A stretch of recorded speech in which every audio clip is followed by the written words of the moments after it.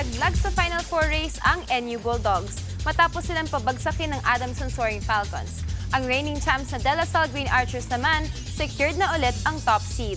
Nasa frontline ng balitang yan, si Ian Suyu.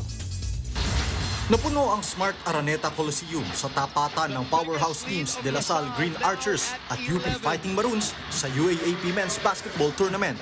Kahit wala ang big man nilang si Kentin Millora Brown, agad pa rin nakalamang ang UP. Lamang sila 43-40 pagkatapos ng first half. Pero pagpasok ng second half, nabuhay ang championship boys ng La Salle. Nalimitahan nila ang Fighting Maroons sa 8 puntos lamang sa third quarter.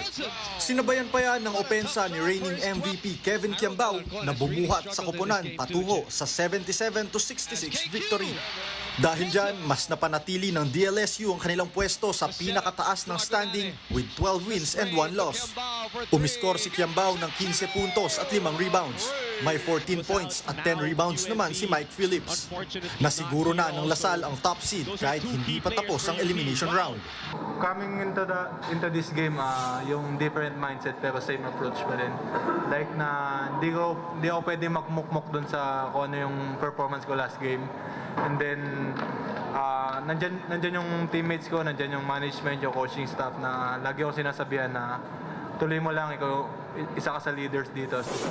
Sa unang laro naman kahapon, nilaglag ng Adamson Falcons ang NU Bulldogs sa Final Four contention matapos magwagi 53-41.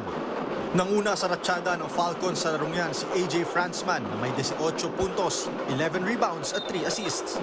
Dahil dito, mas napalakas pa ng Adamson ang tsansang makapasok sa Final Four sa likod ng 5 wins at 7 losses na record. Sa ngayon ay nasa 5th seed sila, habang ang NU naman, sinamahan na ang Ateneo Blue Eagles sa mga laglag na. Bagamat natalo, nasa second spot pa rin ang UP at may guaranteed na twice to beat advantage sa Final Four.